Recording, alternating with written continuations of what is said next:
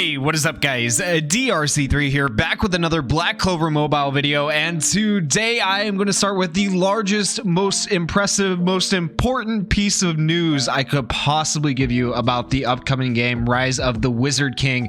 Right here in this picture, it says, get ready, global pre-registration heading your way soon. This was just posted 8 hours ago. So for everyone who is going to be playing the JP version, the KR version, global will not be too far behind. So if you were thinking about playing this game, that is great news. And as I said, I will be trying out this game on the JP version and then switching over to the global version once it comes out. So if you guys would like more news on Black Clover Mobile, go down there, hit that subscribe button so you can get updated whenever videos come out. In addition to this, I'm going to be talking about all the things you can expect in the game. Well, not all the things, but a lot of the things you can expect in the game if you are a new player for the first time. The very first thing I want to talk about is the summon screen. Okay, so there's a lot to unpack here for summoning. On the right hand side, you'll notice multiple characters. These are all different banners, and you have a step up summon here. We'll also have step up summons. You also have free daily summons, but the way these banners are going to work is they're supposed to be like rotating banners. Normally in most gacha games, it's every 2 weeks or once every month, or whenever that they come out with new banners. Apparently this is going to be like keep it more fresh and rotate the banners more often is what it seems like, and this is just all to the best of my knowledge from what I can understand, right? I didn't get into the closed beta unfortunately, but this is just from my own understanding. So this is going to help keep the game fresh. You'll be able to get like select characters. These characters here will have a higher rate of dropping, so that gives you a better chance to get the characters you want, and that seems really cool to me for Black Clover, and so that will help you guys pull the characters you want. In addition to this, and it's not really on this screen right here, but when you guys go to do your, from what I understand, your first summon in the game, you will get up to 20 pulls, and you get to save or keep the multi-summon that you liked for your starter multi-summon.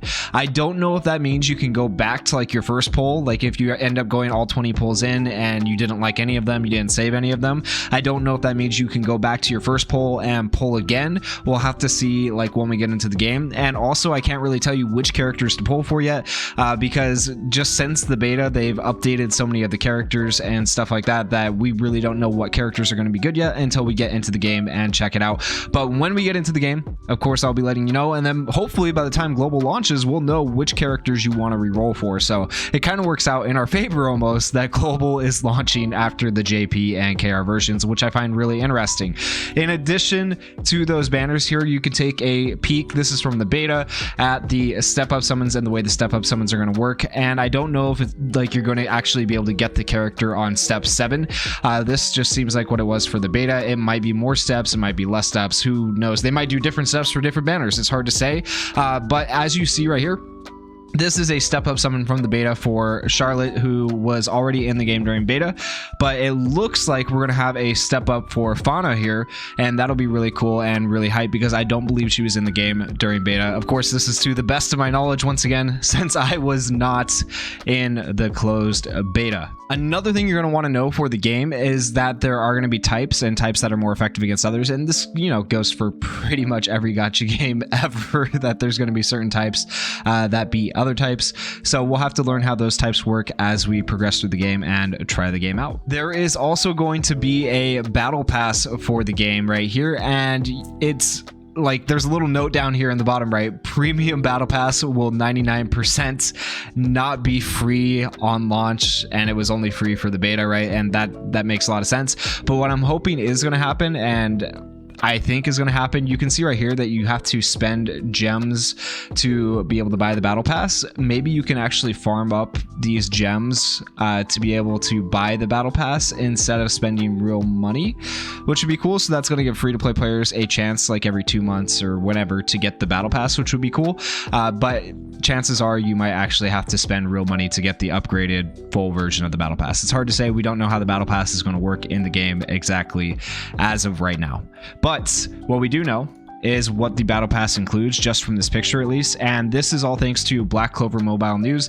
If you haven't checked out their Twitter, go check it out, follow them. A lot of good stuff on there. But basically, you can get 3 multi-tickets, you can get 960 gems, which equates to 8 pulls, you can get a GSSR ticket, you can get gold, you can get an experience, you can get universal dupes, and you can get stamina. And so that's all pretty good stuff. And then they go on to say that they don't know what tier that was, so there could be potentially more than just what you see in this picture, which would be really cool as well. The next thing you need to prepare yourself for is PvP. A lot of people had gripes and moans from what I understand from the closed beta, and apparently they have updated and fixed the PvP. I don't know if it's going to be what everybody's expecting. We'll have to, you know, jump into it to see, but you can see the different ranks for PvP and stuff like that right here, and the different rewards that you get for PvP going all the way up to Challenger, Champion, and Legend, which is going to be a lot of climbing, a lot of grinding, and I think it's going to be a lot of fun. Hopefully it's better than My Hero Ultra Impact's PvP, because that has needed to be fixed for forever. And yeah, I can just keep crying and hoping that happens. But anyways, the last thing I wanted to talk about was team rosters and how you can customize them to look like this, and you can have LRs. And from what I understand, I think it's going to be like this could be very wrong. This statement could be very, very wrong here, right here. I'm going to preface that. But from what I understand, I think it's going to be relatively free to upgrade your characters to LRs. But I'm not 100% sure about that.